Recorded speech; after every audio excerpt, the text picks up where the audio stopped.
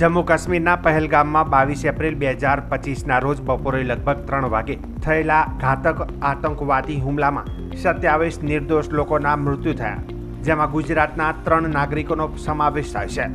મૃતકોના સુરતના વરાછા વિસ્તારના 44 વર્ષીય શૈલેષભાઈ હિંમતભાઈ કળથિયા અને ભાવનગર વિસ્તારના યતીશભાઈ અને તેમના પુત્રનો સમાવેશ થાય છે. આ ઘટનાએ ગુજરાતમાં શોક અને આક્રોશનું મોજું ફેલાવ્યું છે. ગુજરાત સરકારે મૃતકોના મૃતદેહને વતન લાવવા માટે તાત્કાલિક કવાયત શરૂ કરી છે. ત્રણેય મૃતદેહ ખાસ એર એમ્બ્યુલન્સ દ્વારા આજે મોડી સાંજ સુધીમાં અમદાવાદ એરપોર્ટ લાવવામાં આવશે. અમદાવાદથી મૃતદેહને રોડ માર્ગે સુરત અને ભાવનગર પહોંચાડવામાં આવશે, જ્યાં તેમના પરિવારો અંતિમ વિધિ કરશે. આ ઉપરાંત હુમલા દરમિયાન સલામત રહેલા અન્ય 15 ગુજરાતી પ્રવાસીઓને પણ સુરક્ષિત રીતે વતન લાવવાની વ્યવસ્થા કરવામાં આવી છે.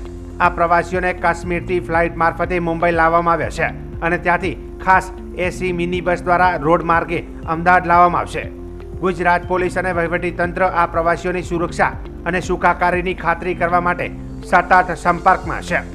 રાજ્યના મુખ્યમંત્રી આ ઘટનાની કડક નિંદા કરી છે અને પીડિત પરિવારો પ્રત્યે સંવેદના વ્યક્ત કરી છે. તેમણે કેન્દ્ર સરકારને આતંકવાદીઓ સામે કડક કાર્યવાહી કરવાની અપીલ કરી છે. 20 લોકો છે. ગુજરાતના પણ અનેક લોકોના મૃત્યુના સમાચાર મળી રહ્યા છે. ખૂબ જ દેશ માટે દુઃખદ આતંકી ઘટના છે, પરંતુ કેન્દ્ર સરકાર અને આદરણીય પીએમ સાહેબ પોતે પણ આ બાબતની ગંભીરતા લઈ અને તાત્કાલિક સાઉદી અરેબિયાના દોરાથી પાછા આવી અને આ બાબતની જે મિટિંગ્સ અને આના હવે પછીના લેવાના પગલાં બાબતે અમિત શાહજી પણ પહેલાં પહોંચી ગયા હતા અને અત્યારે ગુજરાતના 3 લોકોના મૃત્યુ થયા છે એવા સમાચાર છે અને સાથે 2 લોકો ઇન્જર્ડ છે. 2 લોકો ભાવનગરથી છે ને એક સુરતથી છે કે જેઓ મુંબઈ ખાતે સ્થિત હતા. એમની ડેડ બોડીને લાવવાની વ્યવસ્થા પણ કેન્દ્ર સરકારે કરી છે અને રાજ્ય સરકાર આદરણીય ભૂપેન્દ્રભાઈ અને સરકાર સતત કાશ્મીર સાથે અને કેન્દ્ર સાથે સરકાર સાથે સંપર્કમાં છે અને એ લોકોને પણ જે લોકો પ્રવાસીઓ ત્યાં છે તો કેન્દ્ર સરકાર તરફથી પણ એ તમામ પ્રવાસીઓને પાછા લાવવાની વ્યવસ્થા અને કંઈ ભય ગભરાટ હોય તો એ દૂર કરવાની વ્યવસ્થાઓ કરી રહ્યા છે. અને આ ઘટના જે બની છે ભૂતકાળમાં પણ બનેલ આતંકવાદી ઘટનાઓનો કેન્દ્ર સરકારે ખૂબ જડબાતોડ જવાબ પીએમ સાહેબે આપ્યો હતો. આ ઘટનાથી પણ આ આતંકીઓએ હવે ડરવું પડે એ પરિસ્થિતિમાં એનો પણ જબરજસ્ત જવાબ આપવામાં આવશે. આ ઉપરાંત કોંગ્રેસના સાંસદ ગેનીબેન ઠાકોરે પણ આ ઘટના અંગે ઊંડું દુઃખ વ્યક્ત કર્યું છે. તેમણે મૃતકોને શ્રદ્ધાંજલિ આપી સરકારને આવા હુમલાઓને રોકવા માટે કડક પગલાં ભરવાની માંગ કરી છે. આ ઘટનાએ ગુજરાત સહિત સમગ્ર દેશમાં આતંકવાદ વિરુદ્ધ કડક કાર્યવાહીની માંગણી જે પ્રકારની જમ્મુ કાશ્મીરમાં ઘટના થઈ છે, 3 ગુજરાતીઓના મૃત્યુ થયા છે, 2 ગુજરાતી ઇન્જર્ડ થયા છે. કઈ રીતે જુઓ છો ઘટનાને અને આજે તમામ મૃતદેહો ગુજરાત લાવી રહ્યા છે?